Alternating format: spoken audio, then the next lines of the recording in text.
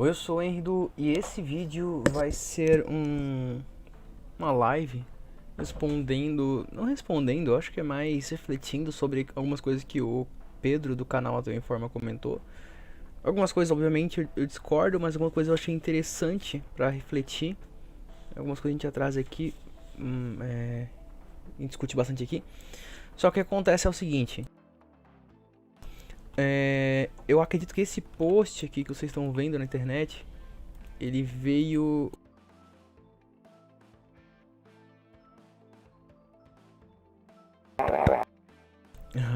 Ele veio depois desse. Veio depois. E eu vou ler ele primeiro. Porque o que acontece? Pera um pouquinho. Pronto. O que acontece?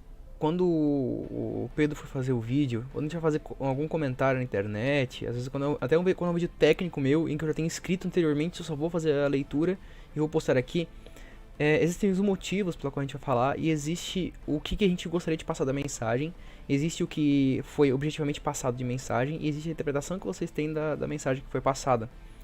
Então eu vou ler isso aqui porque às vezes durante o vídeo parecia que a intenção era uma, e a intenção ela é importante pra gente compreender o contexto, né? Parecia que a intenção era uma, mas aparentemente era outra, que depois ficou mais claro no meio do vídeo e ficou confirmado nessa postagem aqui. Então, daí Ramon Gonçalves, beleza? Então eu acho interessante eu primeiro falar disso aqui, para que vocês entendam a intenção, e depois eu falar do que foi falado na live. Eu não vou ver a live inteira, porque não vou ler com vocês, no caso, eu já vi a live inteira. Até tinha comentado aqui, ó, há uns 19 minutos atrás, que eu tava em 57 com 41. Eu peguei alguns pontos, que é o que eu vou estar comentando aqui. Então, vamos lá, sem mais delongas, vamos ao comentário. O que torna totalmente simples atacar libertários é que eu não estou disputando com eles que eu sou o dono da verdade na economia, mas apenas sendo cético qualquer um que diz que vai explicar sistemas complexos de produção e distribuição de recursos, ignorando que os fatos políticos são, no mundo real, constitutivos da realidade econômica. Primeiro ponto, fala que QK4W8. Vou chamar de Q8. Vou chamar de Q8. Fala Q8, beleza?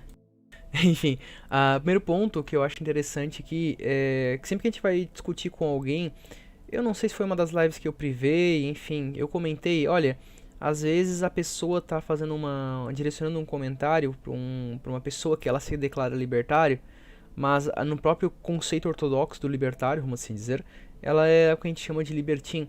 Então às vezes a pessoa tá fazendo um comentário ao libertário e faz comentários aos libertins.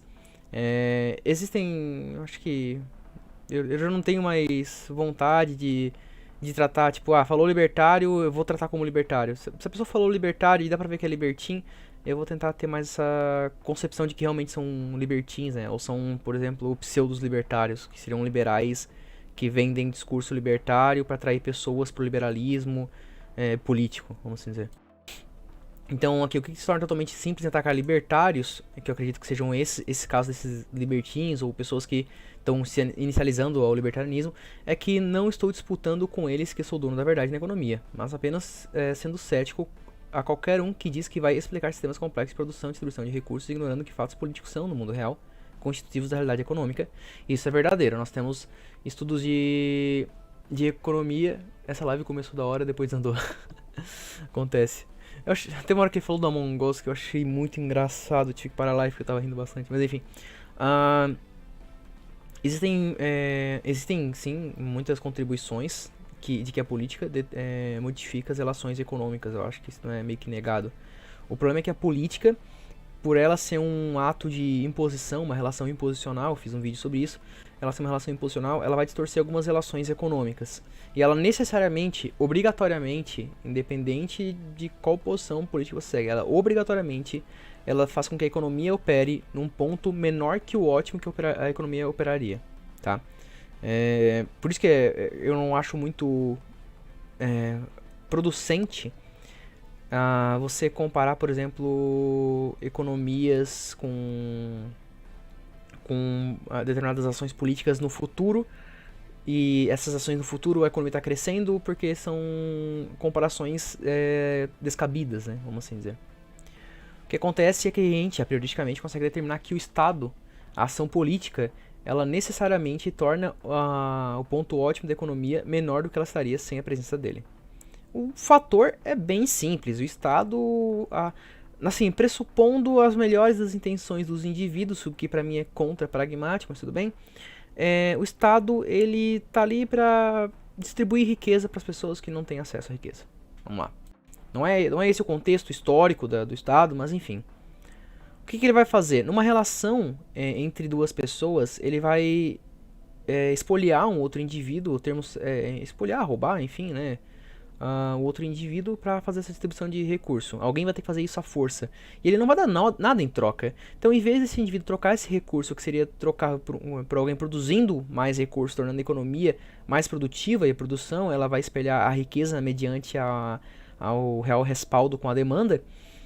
Em vez de ter outras pessoas produzindo, na verdade, um participante que está fazendo com que uma pessoa abra mão desse recurso tá obrigando ela a dar esse recurso sem dar nada em troca, ou dar um serviço pela qual não se passou pelo mérito de espontaneidade de realmente ser um recurso ser útil para ela ou não. Então, por dedução, a política em si, ela, nossa, eu acho que isso é incontestável, ela realmente constitui realidade econômica, mas ela constitui negativamente, não tem o que se falar. Se fala de curva de Laffer, mas a curva de Laffer, ela é uma ferramenta de espoliação, de saber quanto que um Estado vai estar arrecadando, o ponto ótimo de arrecadação estatal, vamos assim dizer. Porque a política é uma ação, ela é uma ação da realidade, ela merece um estudo, no sentido de que pra gente compreender o que acontece em determinadas políticas, não o que justifica a política acontecer. Bom, então de fato isso aqui é verdadeiro. Libertários mais ortodoxos, eles não negariam isso, mas eu entendo que essa crítica provavelmente vai ser aos libertins. Aí ele comenta, assim como não se pensa biologia sem química, não se pensa economia sem política. Aí política, como ele está falando no vídeo dele de política no sentido estrito sensu, eu ia dizer, mas é no sentido comum mesmo, da política, de pessoas fazendo cagadinhas na vida dos outros, é o que eu sou obrigado a discordar. Porque não, isso aqui são ações distintas, não fazem nem parte do mesmo escopo de estudo, tá?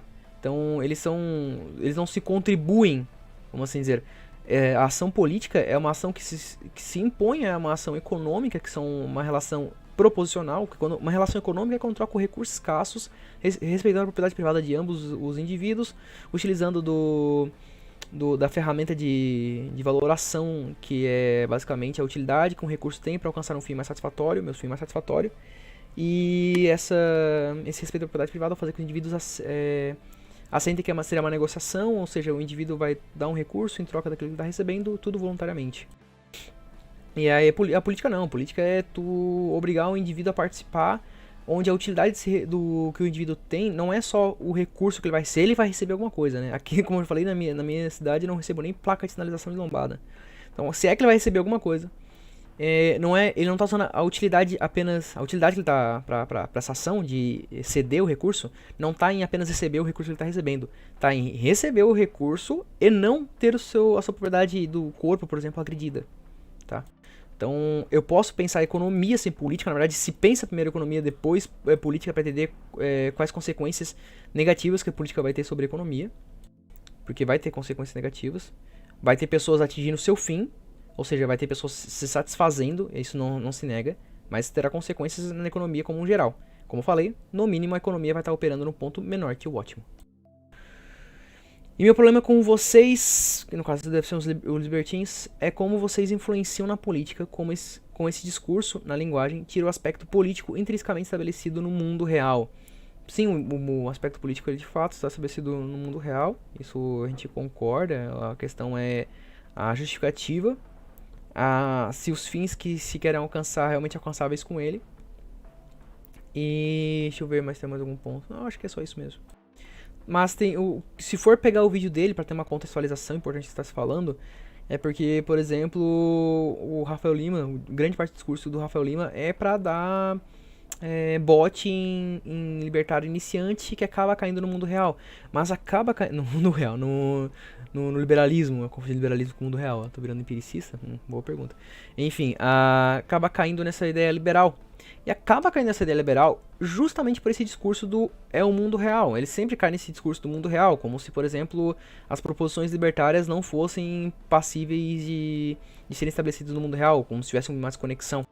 É muito engraçado, na verdade, né? Quando se discute, por exemplo, uma teoria libertária, ninguém tá dizendo assim, tá certo ou errado. As pessoas tentam aonde que isso foi implantado.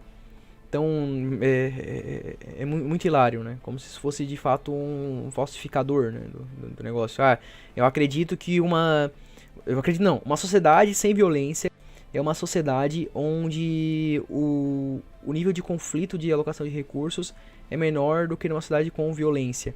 Ah, mas aonde que isso foi implantado pra gente chegar nessa conclusão? É mais ou menos isso, entendeu? Vamos lá.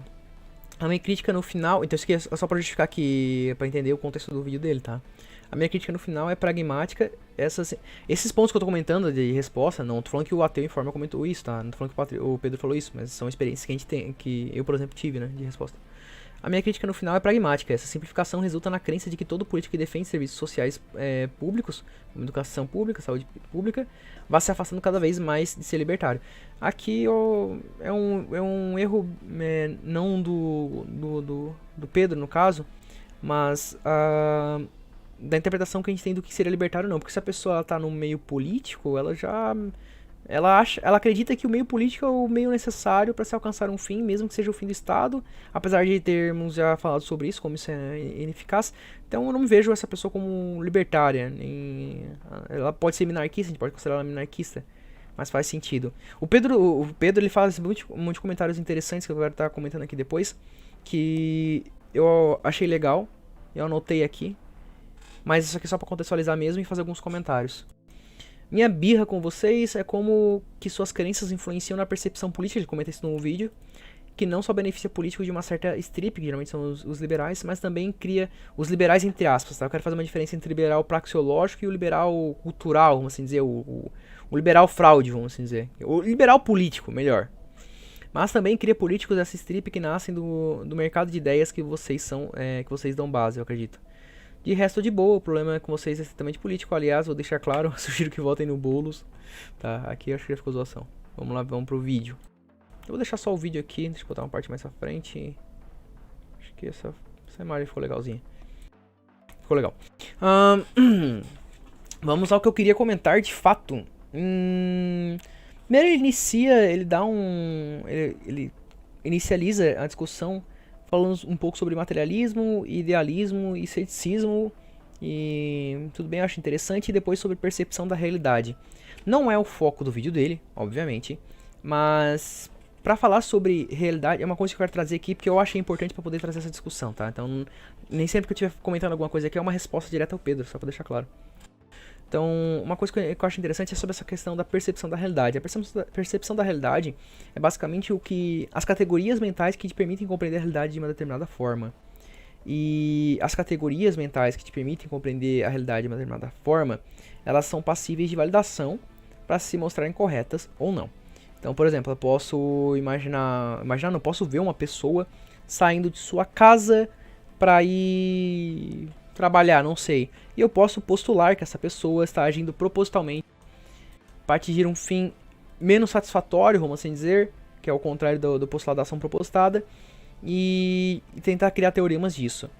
Uma série de questões estabelecidas, como por exemplo o princípio da não contradição, se a gente tem os conceitos definidos como eles comumente são, então menos satisfação seria menos preferível e assim por diante. Uma série de questões vão fazer com que a gente entenda se essa percepção da realidade é verdadeira ou não. E neste caso ela não será verdadeira. O postulado correto é o indivíduo agir propositalmente para atingir um fim mais satisfatório. Então nesse caso, como esse indivíduo está agindo, nós podemos entender que como ele está agindo para ir trabalhar, ele está querendo atingir um fim mais satisfatório, que é ir para trabalhar.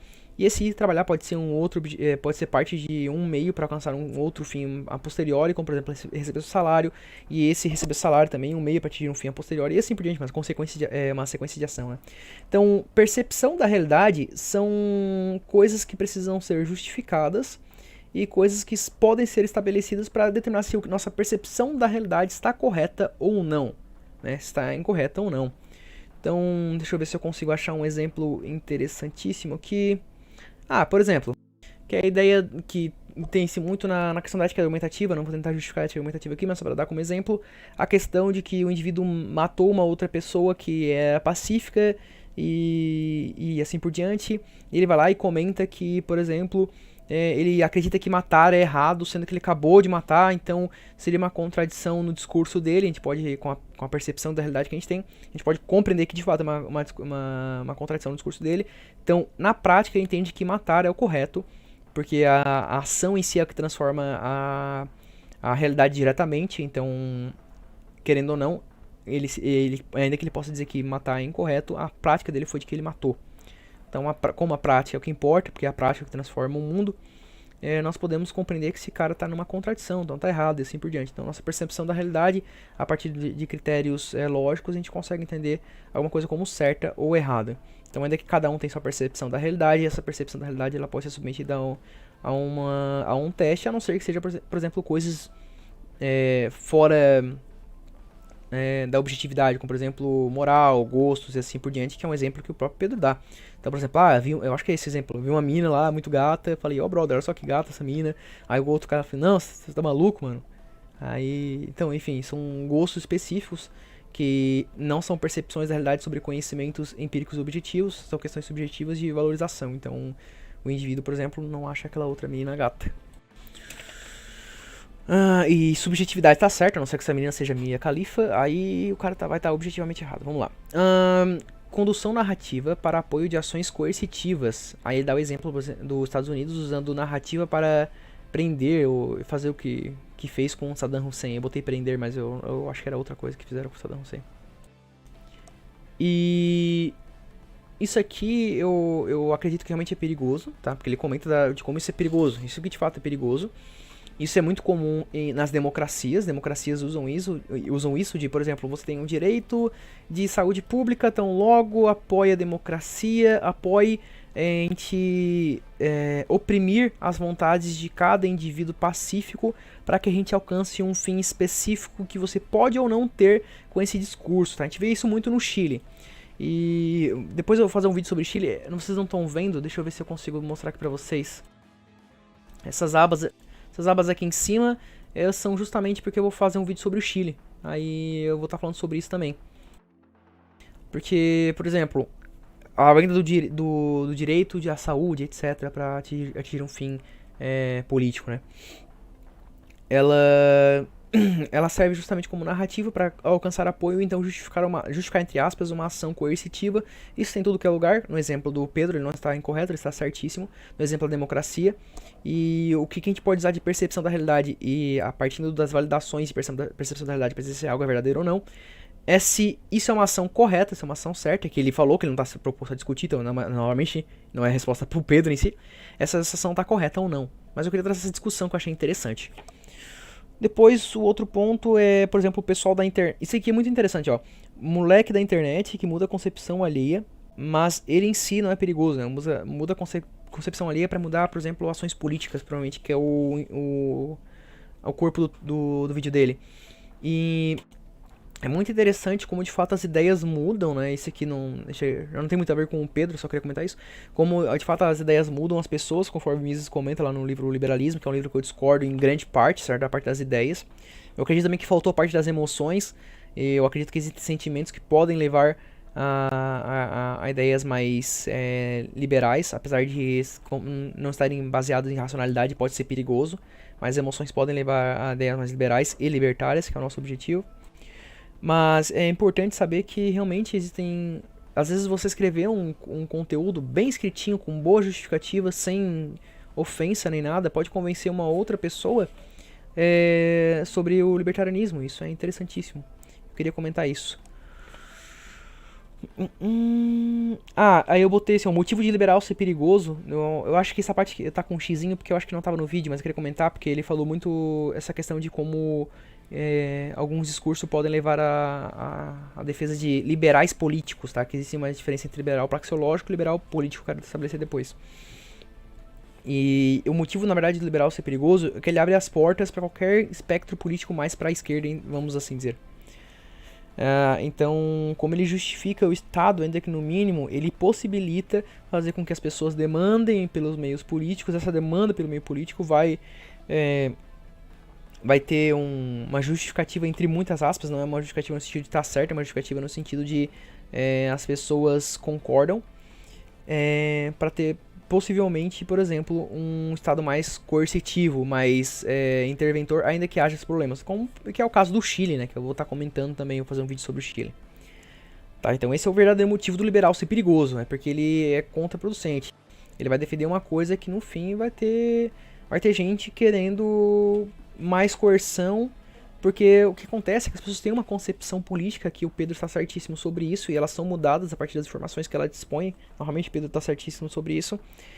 E às vezes elas pegam esse resumo e tomam para si, às vezes de forma distorcida, às vezes de forma correta, e agem de acordo.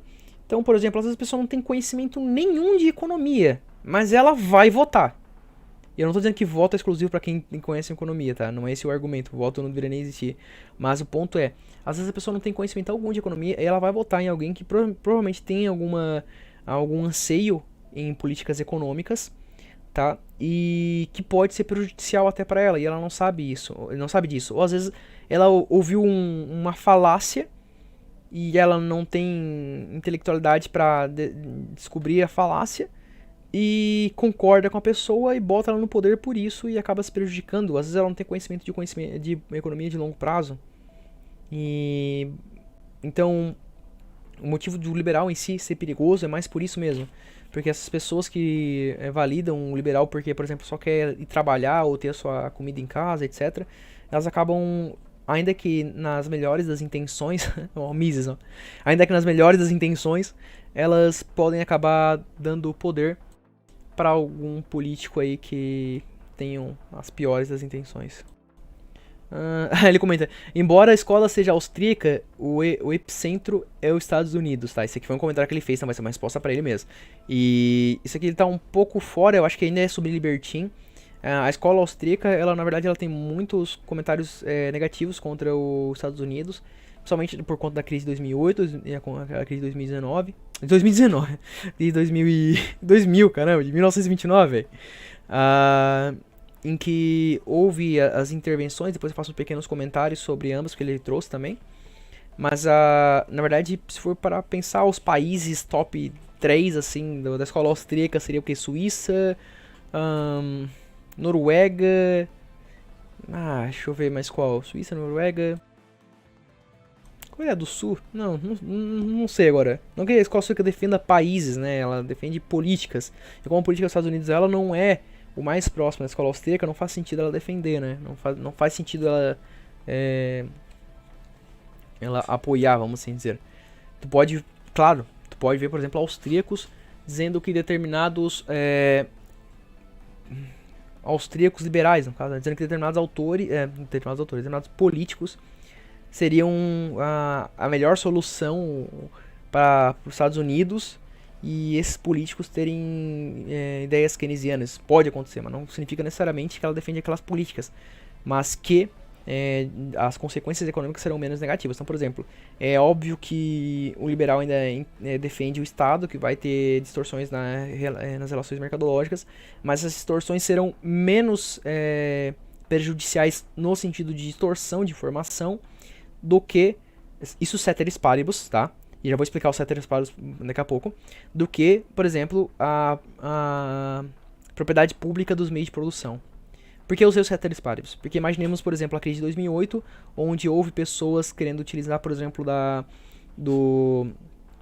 capacidade de ser socorrida pelo Estado, obviamente, né, por conta das políticas monetárias que já foram comentadas aqui, justamente utilizam dessa informação para fraudar outras pessoas o que aconteceu. Então é a esfera privada fazendo esse tipo de ação, ainda que tenha incentivo estatal, né? Isso poderia acontecer da mesma forma num país mais interventor, vamos assim dizer, mais interventor. Então a esfera privada, ela vai ter indivíduos que não são políticos, mas agem de acordo com o Estado, ou esperando determinadas ações do Estado, como por exemplo aconteceu em 2008, onde os bancários sabiam, tá, sabiam que iam ser socorridos e continuaram com os seus créditos baratos, justamente para poder enriquecer, e de fato enriqueceram, né? Por isso que é importante a gente estabelecer relações mercadológicas éticas, né? Então, quando você, por exemplo, é libertário, você não vai ser só contra o Estado, por exemplo, que é que nem o Four fez, que é o vídeo que aqui no meio ele coloca o vídeo do Four, né? Eu acho que tá aqui, ó. Aqui, ó. O Four comentou. E eu tenho muito. Eu não morro de amores pelo For. Às vezes eu compartilho algumas coisas que ele comenta, que eu acho interessante. Mas a gente já teve atrito. Mas não morro de amores por ele. Mas enfim. Deixa eu já respondo vocês aí. O importante é quando a gente vê uma ação antiética, ainda que pseudo-proposicional, ou seja, mercadológica, pseudo-mercadológica, que parece que respeita ambas as partes, mas na verdade são fraudulentas, você denunciar. Porque isso pode acontecer tanto na esfera privada quanto na esfera pública. A única diferença é que na esfera pública você foi roubado, né? Você foi furtado, existe uma ação antiética ali, e ela distorce as relações mercadológicas. Assim como um indivíduo do setor privado, a única diferença é que é a sistematização. Geralmente um indivíduo do setor privado, se ele vai fraudar um indivíduo, ele não é uma coisa sistematizada, ao contrário do Estado. Porque quando tu vai agir, tu vai comprar um produto, tu vai produzir, tu já considera nos cálculos de custo para saber, na expectativa de vender a determinado preço, se vai ter lucro ou não. Então tu já está sistematizando o roubo, que é o imposto, né? Depois eu falo sobre a questão de imposto e tributo, mas enfim. Então só para comentar isso.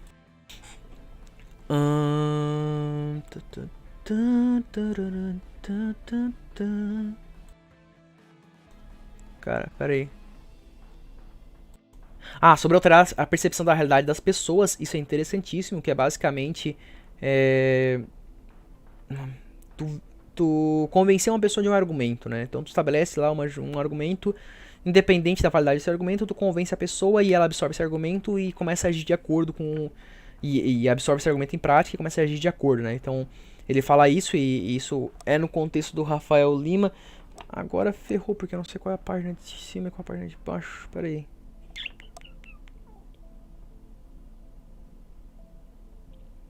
Gente, talvez fique um pouco perdido, porque eu escrevi, tipo, um bloco de notas. Daí, João Mazeta, beleza? Fala que Chorodinho, Ramon Gonçalves, já falei. Oi, Karl Marx tá aí. Ô, Karl Marx. Percepção da realidade, ele tá tratando de epistemologia e antropologia, ou falando que ANCAP é tudo criação que não entende das coisas. Ele comentou ali, eu não curti muito, ele comentou que os libertários... eu não lembro a fala exata, e eu quero evitar falar alguma coisa que ele não falou, porque é o que a gente dá pra criar um diálogo. Então eu acho melhor eu não comentar agora. Mas alguma coisa sobre libertário eu não compreendo a realidade, eu não sei, alguma coisa do tipo. Mas vem no vídeo dele, tá? O título é Libertários e Liberais, quem é pior? Default entre realidade e percepção da realidade. Até esqueci, comentei. Tá. Vamos pro próximo ponto. Ele comentou que quando fala do que estuda ninguém aparece, e eu apareço, pode ficar tranquilo, ô Pedro. Eu vejo teus vídeos, às vezes eu comento, tem coisa que eu acho interessante depois do que a gente conversou. É uma prática que eu faço, tá, Pedro? Não foi exatamente depois que a gente conversou. Eu, por exemplo, quando o Paulo Gala é o cara que eu já respondi muito aqui no canal, e eu já deixei bem claro que ele não entende nada sobre escola austríaca. Mas quando o Paulo Gala lança um vídeo sobre keynesianismo, eu vou lá e vejo o vídeo dele, porque parece-me producente admitir que ele entende mais de keynesianismo do que eu, vamos assim dizer. Então, às vezes ele lança uma coisa sobre keynesianismo, eu vou lá e vejo. O Gustavo Machado, do canal Orientação Marxista, por exemplo, quando lança alguma coisa de marxismo que me parece chamar a atenção, eu vou lá e vejo, porque parece novamente producente entender que ele entende mais de marxismo, pelo menos uma vertente do marxismo, do que eu. E a mesma coisa aqui pro Pedro, né? Eu acho que o único que foge do padrão aqui é o distributista cristão, mas enfim. A mesma coisa o Pedro, às vezes ele lança uma coisa que eu acho interessante, já vi algumas coisas legais dele. Teve um comentário alguma coisa que ele falou, mas não vou lembrar agora, mas eu gostei bastante. Então, sempre que tu faz algum vídeo, às vezes eu olho assim, eu gosto. Imposto é roubo, mas o certo é o termo tributo. Daí ele fala sobre a questão da tradução, etc. É que é uma questão terminológica, o que importa ao que o termo está linkado em termos de fenômeno. Então, não faz muito sentido essa questão do imposto é roubo, mas o termo é correto, é tributo. E o Luan, só porque eu tô indo dormir. Não, Luan, você me negou essa live. Estou triste. Não, brincadeira, brincadeira. Mas é porque era uma live mais que eu ia comentar, eu fiquei com receio de que alguém fizesse alguma piada. Tô tentando criar uma conversa com o Pedro. Aí depois ele comentou que a crise de 29 é intangível. Ah, isso aqui eu quero comentar, ó. Crise de 29 é intangível. Isso aqui ele comentou mesmo, então é uma resposta direta. Crise de 29 é intangível, logo não há como explicar o real. A real coisa, o que eu teria aqui no passado, uma coisa assim. Isso aqui eu discordo completamente, tá? As relações mercadológicas, a gente pode estabelecer coisas que podem deturpar as relações mercadológicas a prioristicamente, pode fazer isso a prioristicamente, e validar isso na realidade. A crise de 29, que a gente fala que o Estado é o culpado, é porque houve uma política expansionista na base monetária do Estado naquela época, e uma série de outras intervenções estatais que impediram o mercado. O mercado ele não é um ente, ele é um... quando a gente chama de ferramenta, não é porque... É um pouco difícil de explicar, na verdade, mas quando a gente chama de ferramenta é tipo a melhor expressão das relações sociais de alocação de recurso. Então, eu acho que é essa a forma correta, eu acho que eu me superei nessa. Então, quando a gente fala mercado, a melhor ferramenta de alocar recurso é mais nesse sentido. E o Estado ele intervém nas relações mercadológicas impedindo que essas ferramentas sejam utilizadas, que essas ferramentas de mercado, né? Então, por exemplo, você não pode baixar o salário mínimo. Aí o cara vai dizer, mas pô, ninguém tá comprando, ninguém tá produzindo, e eu não quero demitir essa galera, porque se eu não baixar o salário mínimo, a única forma que eu tenho de reduzir meu custo para zero é demitindo. Então, em vez de eu mostrar para o mercado, sinalizar para o mercado que nossa capacidade produtiva vai diminuir a este ponto, e a gente tem uma percepção da realidade, que seria, por exemplo, esse ponto aqui onde eu diminuí os meus custos e posso aumentar depois, é o ponto que a economia realmente está, eu vou ter que desempregar as pessoas, diminuindo ainda mais a questão da produção, e isso vai distorcer muito as relações mercadológicas. O Estado fez isso em toda a crise de 29 até a sua, entre aspas, recuperação, né? E ele fez muito na questão da política monetária. O insight da política monetária é porque a moeda ela é utilizada em toda a relação mercadológica, em economias complexas, e nos Estados Unidos não era diferente. Então, quanto muda uma certa quantidade de moeda na economia, tu não está afetando um setor, ou tu não está afetando um grupo de pessoas, tu está afetando várias pessoas em tempos distintos e de formas diferenciadas, que é o efeito Cantillon. Então, tu acaba prejudicando toda uma estrutura da economia que vai continuar sendo alterada mediante mais e mais política monetária, né? Então, e a política monetária não é uma coisa que, se fosse, não que o Pedro lançasse esse argumento, mas se fosse, vai que alguém fala, se fosse então a empresa privada, estaria certo? Não, pode acontecer a mesma coisa. Pode errar. Isso, de fato, pode errar. O problema é que o Estado, ele tem incentivos fora parte, que incentivos mercadológicos não tem. Não existe uma concorrência de moeda atual, naquela época. E o curso é forçado, então mesmo que existisse, vazou, porque o curso é forçado. Mas o que... E as empresas privadas, elas teriam menos incentivos a fazer esse tipo de coisa, justamente pela competição por se manter no mercado, porque ela vai produzir moeda, vai estar produzindo uma mercadoria. Que é o que acontecia antigamente, né, na produção de ouro das empresas, né, antes do governo ter a prerrogativa de emissão de monetária para si. Dois livros que eu acho interessantes sobre isso. George Selgin, que é Financial Stability Without the Central Banks, que ele dá o argumento, por exemplo, dos bancos da Escócia. Eu já comentei sobre isso naquele podcast que eu falei sobre teoria monetária, eu acredito. E... peraí, só deixa eu ver meu zap aqui rapidinho. Tá. Sobre teoria monetária. Então vocês vão ver lá e... que eu comentei essa questão... essas duas coisas que eu tô comentando aqui. E sobre como as minas antigamente ganhavam dinheiro com a questão da senhoriagem, da moeda. Onde as minas se mantinham consistentes em termos de lucratividade dependendo da relação de preço. Então, se o poder de compra aumentava-se a produção de minas para manter-se um preço mais estável. Porque o preço ele é usado para as informações que a gente tem agora para decidir no futuro. E projetos de longo prazo, eles são muito mais sensíveis a alterações do preço, porque a gente pode ter uma expectativa de determinados aumentos de preço, mas pode quanto mais distante for o tempo até acontecer, mais impreciso, eu não gosto muito desse termo por causa da questão da previsibilidade da ação humana, mas tudo bem, mas impreciso é a sua previsão, vamos assim dizer. Senhor Bufino Gadoso no chat, um grande abraço. Então, basicamente, é isso. Sobre a crise de 29... Sem intangível, logo não tem como explicar, mas ela tem como explicar, por conta das relações mercadológicas. Os teoremas econômicos, eles são a priorísticos, eu já fiz um vídeo sobre isso, que é a ciência econômica e economia, método e fenômeno. A ciência econômica, ela serve pra gente criar formas de percepção de compreensão da economia, que serão validados logicamente, né? Então, por exemplo, não consigo... por exemplo, como a percepção da realidade... Aqui deixa eu ter uma resposta pro Pedro, uma discussão que eu faço mais com o pessoal da epistemologia pra economia. Como a percepção da realidade pode ser algo objetivamente validado? Eu não consigo, de forma alguma, consumir e investir um recurso, R$10, por exemplo. Não consigo consumir e investir, é impossível. Então, logo, uma economia em que se tem incentivo a consumo e investimento no mesmo tempo, é uma economia que vai ter um descompasso entre as preferências dos consumidores e as expectativas dos investidores. Então tu vai ter uma crise econômica. Isso é um fator inegável, tá? Isso é um fator inegável. Deixa eu ver mais o que... Outra coisa.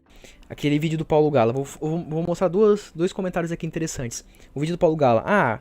Baixo consumo gera desemprego. Errado. O emprego, necessariamente, de um trabalhador é para produzir através do meio de produção e mais matérias-primas que não foram consumidas e meio de produção que também não foram consumidos, para então vender no mercado. Então o não consumo... A partir de um não consumo é que eu posso, então, criar capital para produzir. Então, não tem como a produção vir do consumo. É impossível a produção vir do consumo. Ele vem de uma expectativa do consumo. Então, a produção ela só vem do não consumo. A transformação só vem do não consumo. Então, a produção vai gerar um consumo futuro, que vai gerar, a partir dessa expectativa, uma produção e assim por diante. Então, não tem como o baixo consumo explicar a produção. O que explica... de fato, o desemprego, enfim, a má produção no tempo futuro, é uma má alocação de recursos de produção no tempo passado, baseado em informações incorretas, informações distorcidas, que acontecem quando o Estado intervém. Então, formas de como a percepção da realidade pode ser objetivamente mostrada. Então, eu tenho esse exemplo, e deixa eu ver se tem mais algum outro exemplo. Não, eu acho que é só isso mesmo. Eu acho que é só isso mesmo, esses dois exemplos. Falei 3, mas eu só dei 2, porque eu sou fraudador. Vou mudar o canal pra ideias radicais. Tá. Liberal, eu botei cultural, mas eu quero chamar de liberal político e praxeológico. Existe uma diferença gigantesca na pessoa que se diz liberal aqui no Brasil e na teoria liberal clássica, né? Na parte econômica. Então vai ter gente que vai se dizer liberal aqui no Brasil, quer privatizar algumas coisas, mas quando tu vê é um Kim Kataguiri da vida. Ou seja, é um social-democrata. Ou neoliberal, se tu quiser forçar bem a barra, dá pra fazer isso também. Você qualquer pessoa, tá? Não o Pedro, pelo amor de Deus. Então, existe uma diferença entre o liberal político e o liberal praxeológico. Eu discordo de ambos, só que o liberal político, que eu acho que é o alvo do Pedro, é a pessoa que eu tenho mais ódio do que o liberal praxeológico. O liberal praxeológico é aquela pessoa que por praxis é liberal, que entende a teoria liberal e praticaria o liberalismo de fato. E, de fato, existem muitos discursos que levam no liberal político, né? O que o Rafael Lima defende não é um liberal praxeológico, é um liberal político, tá? Como aquela ruivinha lá... Como é que é o nome da ruivinha? Alguém sabe o nome da ruivinha? Alguém sabe o nome da ruiva lá do Rafael Lima? Tem um artigo bom do Steven Howitz falando da crise de 2018. Não, eu não li, cara, mas eu já ouvi muito bem falar do Steven Howitz, cara. Maru? Não é Maru. Como é que é, cara? É aquela que falou das vacinas lá? Milton Friedman? Tá, faz mais sentido. Milton Friedman não seria liberal. Como assim Milton Friedman, amigo do... Rendo, você se identifica com localismo? Cara, eu conheci o Foer, ele tava apresentando essa ideia, mas eu nunca vi uma apresentação formal, então eu acredito que eu não... Letícia Arsênio, isso mesmo. Letícia Arsênio. Mas respondendo localismo, não me identifico com localismo porque eu nunca vi a apresentação formal do argumento localista. Mas eu entendo quais são as origens, mas eu nunca vi a apresentação formal. Isso, Letícia Arsênio. Eu não sei nem o que eu perguntei da... tá. Então o Rafael Lima acaba defendendo pessoas como a Letícia Arsênio, que na verdade defende atrocidades como, por exemplo, qualquer percepção que eu tenho que seja uma externalidade negativa que eu não gosto, então eu vou usar o Estado para defender. Então ela, por exemplo, da vacina, não posso obrigar as pessoas, mas você não tem direito de infringir a liberdade dos outros. Daí ela vai usar o Estado, que é a infração da liberdade dos outros, para vacinar as pessoas.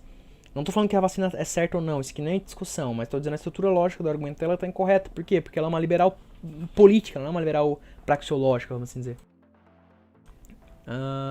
Deixa eu ver o próximo argumento. Mas se tu tens aí. É porque, João Vinícius, eu nunca vi o texto, né? Mas se tu tens aí, me manda, porque eu. No Merdinho agora me bateu curiosidade, cara. Eu queria ver qual é o argumento deles. Depois ele comenta do peso do que se fala do Rafael Lima, que eu concordo completamente, tá? Sobre o caso do Rafael Lima, o que eu acho que ele deveria ter feito? Pessoal, eu errei. Aí eu não sei se ele errou por fraude ou se ele errou por boa fé. Pessoal, eu errei. Eu entendo que o que eu fiz foi errado. E como eu entendo que o que eu fiz foi errado, eu tô falando isso pra vocês, a prática é o que importa. Então, por praxe, eu, por exemplo, vou tentar ressarcir as pessoas que confiaram em mim e fizeram o certo. É que, tipo assim, investimento ele fala várias vezes, só investe naquilo que você conhece. E se eu não me engano, ele deixa ali, isso não é dica de investimento, que é o padrãozinho, né? Mas ele poderia falar alguma coisa nesse tipo, ou seja, que é alinhar a prática com a ideia libertária, né? Então, que é muito importante. Peraí que eu tenho uma coisa aqui. Tá, fechou. O Pedro vai testar o OBS. Depois que eu descobri a palavra do OBS, eu não consigo. A Letícia é gata, mano. Esse é o problema. Ela é linda. Ela é uma ruiva muito bonita. Mas é política, né, cara? E se for pra ser ruiva, bonita, então a Laura Sabino, me desculpa. Me desculpa, mas é a Laura Sabino.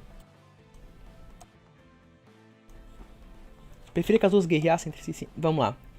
Imposto é roubo, influencia voto. Cara, é pior que eu não lembro por que eu anotei isso. Imposto é roubo e influencia voto. Eu devia ter anotado mais coisas. Eu não lembro qual contexto isso, então eu acho melhor não comentar. Crise dos seus culpados. Aqui, ó. Ele ia falar da crise de 29, que Estados Unidos cometeu um erro estratégico de controlar o preço. Não foi bem isso. Não foi somente isso, né? Ele teve controle de preço, por exemplo, salário mínimo. Controlar o salário mínimo é um controle de preço, das relações mercadológicas. E o problema, já expliquei porque é o problema. Depois ele comenta da crise de 2008. Nossa, que letra feia, gente. Depois eu vou mostrar a letra pra vocês. É muito feia mesmo. Crise de 2008... motivada por empresas privadas. Esse é o comentário. E eu já falei isso, as empresas privadas elas vão ter incentivos, elas vão agir em consenso com o Estado, vamos assim dizer. O que a gente chama de corporativismo. A gente está dizendo que empresas privadas não são do mal? Não, a gente não está dizendo, a gente não tem julgamento de valor sobre empresa privada nesse sentido. Quando eu digo a gente, é tipo a pessoa estudada da escola austríaca que entende mais ou menos o argumento, que já não é mais aquela pessoa inicializada, uma pessoa mais mediana, um introdutório mediana. Então a gente não dá o valor de bom ou ruim pra pessoa só porque ela é empresária. Na verdade, no livro do Mises ele deixa bem claro, né? Empresário não significa ser advogar pelo liberalismo. Então a crise de 2000, não que o liberalismo seja a coisa certa, mas só para entenderem o ponto do argumento. A crise de 2008, motivada por empresas privadas, isso acontece porque elas tinham a certeza de que serão socorridas pelo Banco Central. O sistema financeiro político ele tem essas nuances de socorrer as empresas. Tu vai ver um monte de gente que deveria ser presa, mas deveria ser presa mesmo, que eu acho que eu e o Pedro vão concordar, pelas fraudes que cometeram via banco, não foram, a maioria dos donos do banco não foram presos. Tem um filme chamado Inside Job, que apesar de ter algumas discordâncias, ele traz bem essa questão da injustiça. Isso gera incentivos para decisões futuras, porque assim como a política sistematiza e prejudica as relações mercadológicas, as injustiças, quando sistematizadas, elas também influenciam as relações mercadológicas. Isso é bem importante destacar.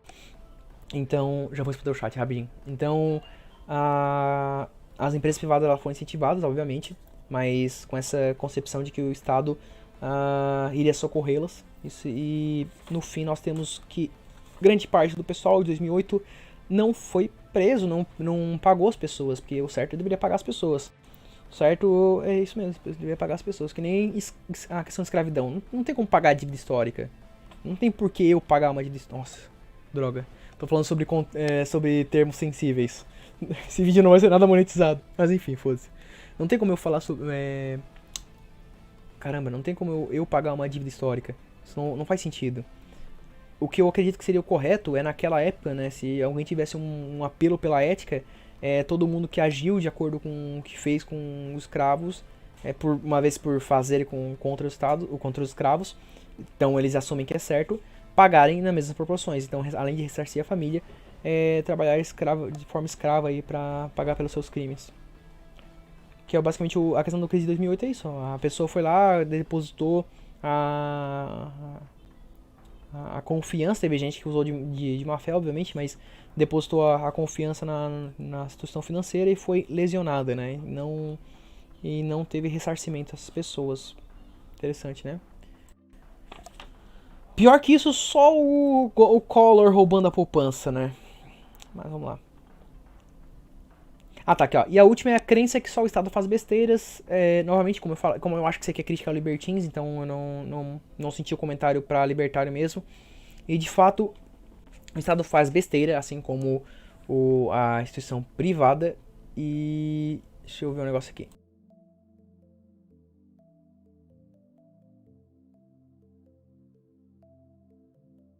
Só aguarda um instantinho. Fechou. Eu já falei sobre isso, sobre qual é a concepção da escola austríaca sobre Estado fazer caquinha e empresa fazendo caquinha. E esse vídeo aqui, ó, artificialidade e o sucesso de uma ação política. Caramba, parece uma galinha, mas enfim. Artificialidade, sucesso e uma ação política, visão austríaca. Então, uma ação política ela pode ter um fim bem sucedido, como ela pode ter um fim não bem sucedido. Isso não justifica e nem falseia a questão da necessidade do Estado, né? Não justifica o Estado ser necessário nem falseia o Estado necessário. Isso não tem nada a ver com o argumento do Estado ser necessário. Ou ser defensável. Ele não é necessário e muito menos defensável. Mas isso não justifica, tá? Mas, enfim, pode existir ações políticas que alcançam os fins esperados e podem existir ações políticas que não alcançam o fim esperado. Como, por exemplo, controlar o preço. Eu posso botar um preço mínimo abaixo de qualquer... e que nenhum preço iria ser praticado. Posso botar esse preço mínimo bem abaixo e dizer, a R$0 você não pode vender esse produto. E ter falha na questão de controlar o preço porque não afeta em ninguém, por exemplo, tá? Então, existem ações políticas que são... Isso está no livro Governo e Mercado do Rothbard. Então, existem ações políticas que alcançam o seu fim, existem ações políticas que não alcançam o seu fim. E é isso que eu queria comentar. Eu acho que não tem mais nada pra comentar. Vamos pro chat. Eu jurei que não ia ter ninguém no chat, tá? Eu jurei que ia ser só eu. Eu tava disposto a isso. A essa vergonhinha. Mas a galera apareceu. Letícia é gata, concordo. Parece que tem um contrato que impede o Lima de falar. Não sabia dessa. Complicado. Malboro tem um vídeo respondendo localismo. Eu vi o vídeo do... eu vou aproveitar, né? Eu vou falar isso aqui. Como vocês sabem, eu não falo de ética faz... Já fazia um ano, hein?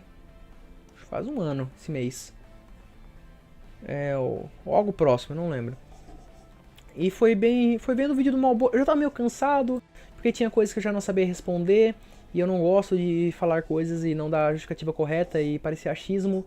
Então, já tava meio cansado da ética, daí eu vi o vídeo do Malboro respondendo o Forer, e tipo, o cara ele foi meio pisoteado, assim, foi meio, deu até pena, vou dizer. Aí eu fiquei tipo, acho melhor, eu não quero mais falar de ética, eu não quero receber um vídeo resposta desse. Eu sou uma pessoa que fico ansiosa, assim. Por exemplo, quando o Pedro falou que eu fui grosso com ele, cara, eu fiquei mal, cara. Pô, eu fiquei mal, fiquei me sentindo mal. Então, eu parei de falar de ética justamente por causa do vídeo do Malboro. Dar vontade de voltar na Letícia somente de tão gata que ela é. Eu sei, cara, eu sei, mas eu tive discussão com ela me bloqueou no perfil, se eu não me engano, no perfil pessoal, tá? Meu perfil pessoal mesmo, não o Henry. E era tipo um argumento que ela tava muito errado, mas tudo bem. E eu era do SFL na época. Tá, vai sair. Ó, vocês já vão saber um dia, eu fui do SFL, tá? Foi a coisa mais rápida que eu já participei. 3, 4 meses. E eu saí, tá bom? Me perdoem.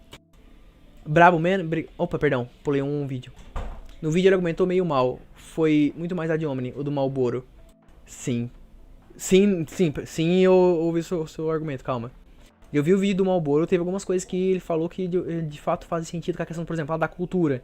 Porque a cultura nos Estados Unidos é um pouco diferenciada aqui, então a percepção do Hoppe, que é a origem do argumento do localismo, pelo que eu sei, mas tem que ler ainda totalmente para poder ter certeza nisso, era baseada nessa estrutura argumentativa do Hoppe, que é uma base baseado na visão que ele tem lá dos Estados Unidos, era uma coisa assim. Então teve alguns argumentos que foram menos ad hominem, assim, que pareciam bem consistentes.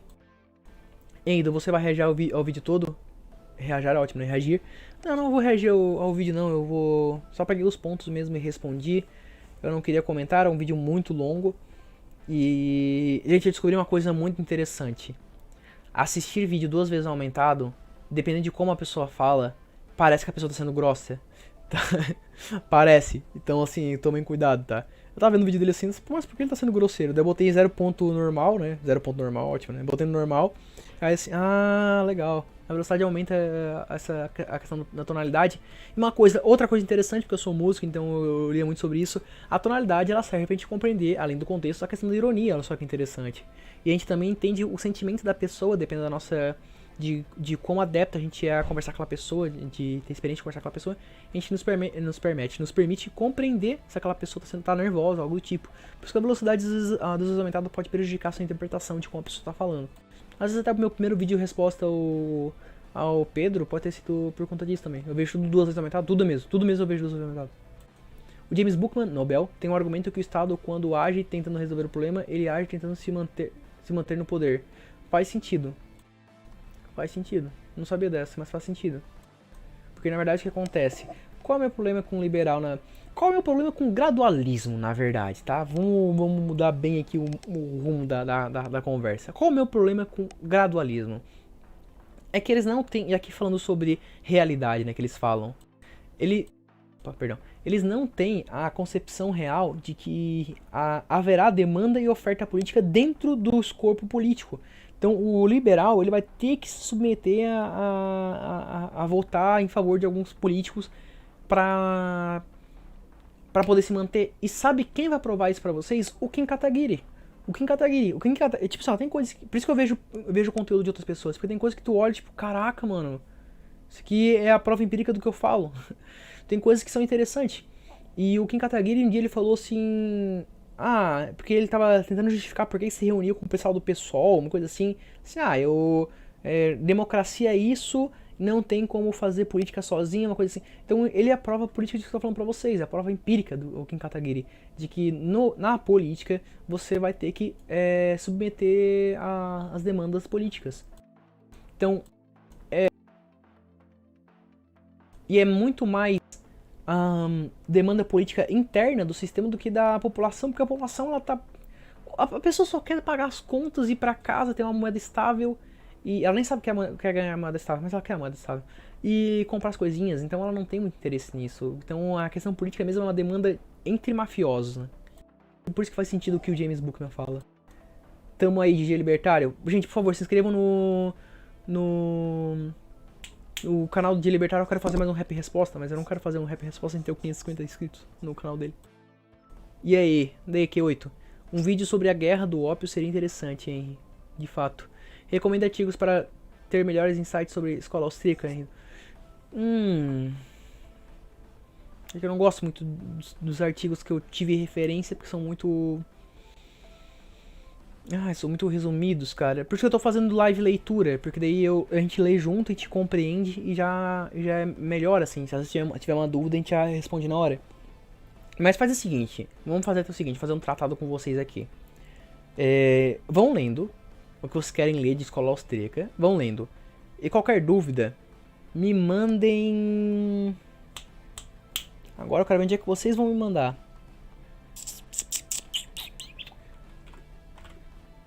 E agora? Onde é que vocês vão mandar? Me manda no Discord, do canal Discord que tá na descrição desse vídeo. Vocês vão ter eu lá, eu tô com um cargo de o rendo de verdade. Me manda no privado mesmo perguntas. Porque eu vou pegar compilados de perguntas e vou responder. Tá bom? E vou dar justificativa. Eu vou tentar fazer um vídeo bem certinho, tipo, esse aqui é o livro, essa aqui é a justificativa. Pra não ficar dando nem mastigado, ou seja, só a resposta. Mas explicar pra vocês certinho como funciona. Eu concordo com o Ateu Informa. Eu também concordo com algumas partes do Ateu Informa. Ô Henrido, manda solicitação de amizade do seu perfil real. O quê? O maior inimigo do libertarianismo é a mulher. Que? Minha mulher virou libertária quando viu o imposto de...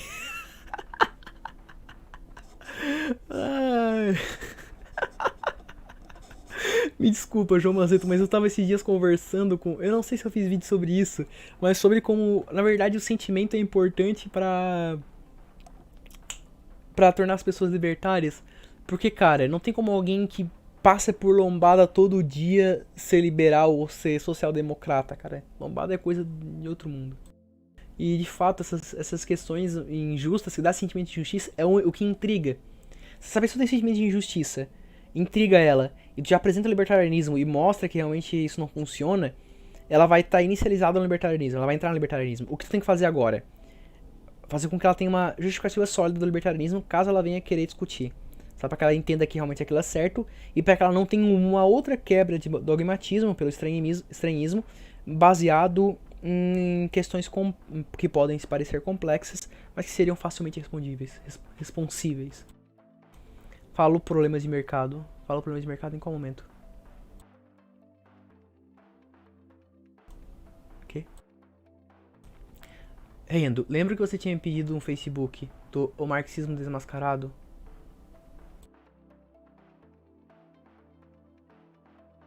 Ah, um feedback, um Facebook. Nossa, cara. E eu não tenho mais desculpa, porque eu fiz cirurgia pra vista, então eu realmente sou dislexo. Ah, é um livro mais pra quem tá iniciando. Eu lembro, sim, eu lembro que eu comentei. Foi no. Eu não lembro que vídeo, mas foi no comentário do YouTube. Tu me perguntou sobre ele, eu comentei que eu não havia lido, mas que por ser palestra eu já tinha um receio em ler, na verdade.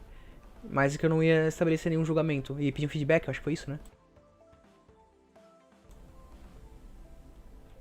É um livro pra quem tá iniciando.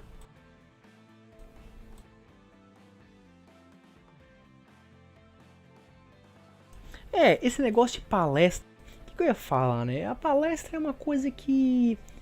Tu vai ter que apresentar pra uma série de pessoas. Tu vai ter que apresentar da forma mais técnica possível. Então a palestra, ela é alguma coisa mais pra iniciante. Então quando tu for tentar, por exemplo, entender alguma coisa, se tu procurar palestra, geralmente já vai estar no formatinho de isso aqui é pra você compreender dessa forma. Não tô dizendo que é o certo, não tô dizendo que é o meio certo de aprender. Eu, na verdade, eu discordo que é o meio certo de aprender, mas às vezes é a melhor forma pra você ter uma introdução sobre um determinado assunto. Muito bom. Eu lembro quando eu fui fazer monografia, eu, eu minha monografia era sobre ciclo econômico. Perdão. Eu vi uma série de vídeos do Miss Summer School, que e eu quero deixar bem claro aqui para não parecer que eu sou um libertino. Existem diferentes formas de conteúdo no Instituto Mises. Os artigos deles raros são os que são bons. E as palestras dele do Summer School, eles são bem bons, são bem técnicos, são bem apresentáveis, eu gosto. Então, tu olhar o Miss Summer School, assim, é interessante. Toma cuidado, obviamente, mas é interessante. Tem um bom conteúdo de história e tal, mas a parte de economia eu acho desnecessário pro que tu já demonstra saber. Fechou, grato, João Vinícius.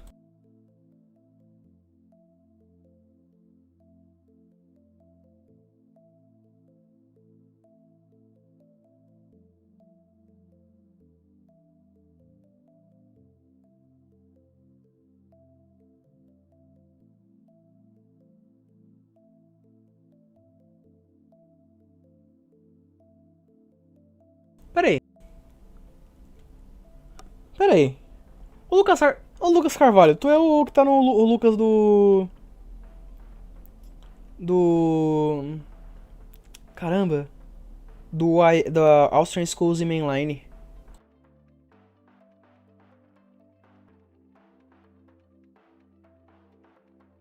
Não quero dizer outro sobrenome, porque eu não sei se pode e eu não quero parecer grosseiro.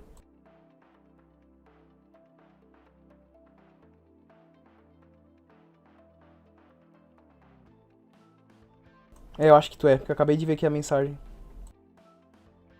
Porque eu já achei a foto meio parecida.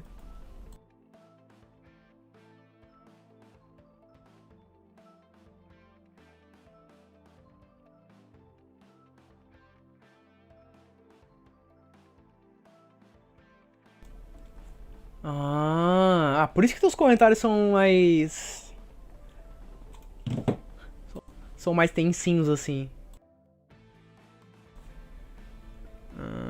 O Instituto Mises tem um jornal e tem universidade, de fato.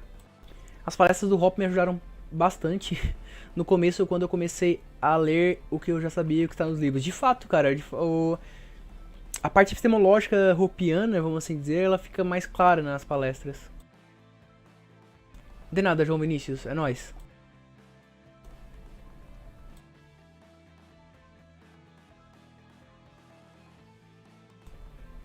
Henrido, você gosta de geografia? Cara, eu vou te dizer que isso não é mérito.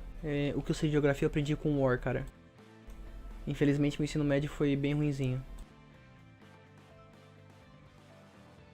Mas eu não. É que eu tenho vagas lembranças do ensino médio. Eu não sei se eu. Em si, o ensino que foi ruinzinho, ou eu era uma pessoa meio fora. Porque eu nunca fui uma pessoa, sei lá, com preguiça de ler e estudar. Mas eu lembro que eu não tinha. Não tinha uma boa absorção.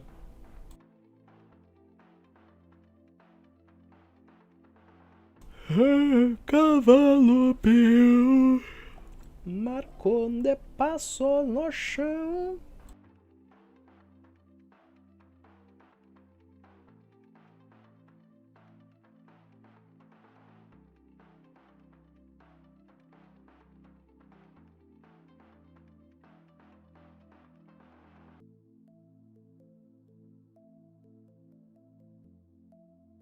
Boa noite, Shaolin Red Pill, liberto da Matrix, como é que você está? O João chegou. Ah, sabe bem quando tu falou, hein, John? Viu que só foi tu falar, eu falei que tu chegou, né? O João tá com ferramentinha ali no nome, eu acho que é porque ele é administrador aqui. O Pedro não quer que libertários façam um discurso na internet puxando pessoas para o libertarianismo simplesmente porque vai puxar algumas pessoas para o liberalismo. Tá, faz sentido, porque ele também se contrapõe ao liberalismo, então faz sentido ele pensar dessa forma. O meu ponto é que o liberalismo vai levar as políticas mais pra esquerda, vamos assim dizer. Eu não gosto muito de usar esse termo, mas tudo bem. E isso é prejudicial. Então, eu não vejo o libertarianismo justificando o meio político como algo positivo. Mas se é um libertarianismo que, por exemplo, impede que o Estado seja mais coercitivo, de alguma forma, na medida em que trabalha para sua dissolução, aí é uma coisa que faz sentido. Então, ele vai ficar liberal, vamos assim dizer, não por política, né, mas por incapacidade de aquisição de tributos. Finalmente eu vejo alguém respondendo o Pedro. Obrigado, cara. De nada. Eu fiz duas respostas. A primeira eu já falei que eu não me arrependo da forma da resposta. Ou seja, teve muita grosseria. A segunda ela foi mais técnica, eu acho que foi mais precisa. É isso aí. Canal de live. Ai. Amanhã. Amanhã não. É amanhã. Amanhã tem vídeo. Amanhã não, porque já é meia-noite, né? Enfim. Vai ter vídeo sobre Popper. Sobre qual seria a postura popperiana correta. E sexta-feira vai ter vídeo não técnico muito menos sério. Já tô fazendo vídeo não técnico muito menos sério da próxima sexta-feira. E é isso aí. É porque eu sou feito de um barro melhor que. Por isso eu tenho ferramenta. Como assim? Eu não entendo como que existe pessoas defendendo o marxismo. Muito triste. Eu também não entendo, cara. É muito triste mesmo. Ele o ateu informe é comunista. Eu lembro de ter visto um comentário dele no canal Mas Afinal, em que eu não lembro se ele fala que eu não sou comunista, mas estou me tornando, ou se eu não sou marxista, mas estou me tornando. Eu acho que eu não sou marxista, mas estou me tornando. Alguma coisa tipo, eu tô sendo convencido, eu acho que é isso, tô sendo convencido. Eu não lembro que vídeo do Mas Afinal mas eu, assim, tenho lembrança exata disso. Deixa eu pesquisar aqui.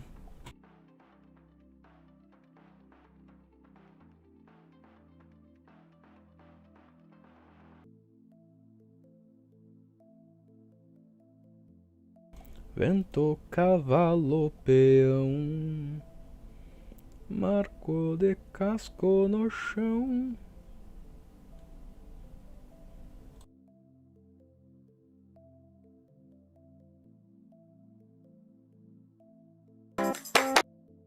Propagandinha.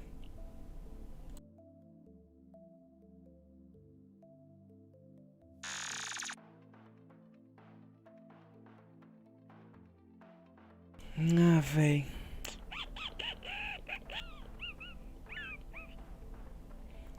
Ah, se eu lembrasse o conteúdo do vídeo.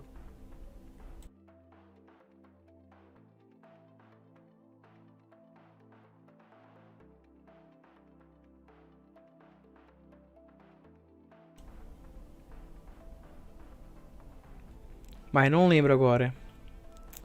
Mas eu não quero retirar o que eu disse só porque eu não lembro, porque eu tenho certeza que eu vi isso. Então vocês vão ter que confiar em mim.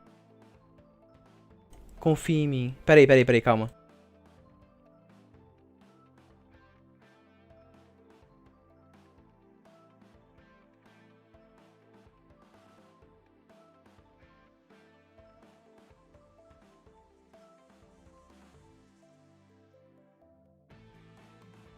Confie em mim. Eu sou uma boa pessoa.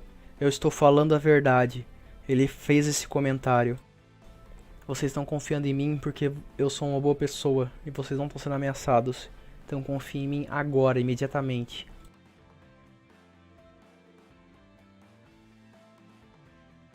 Rendo ama K-Popper. Boa.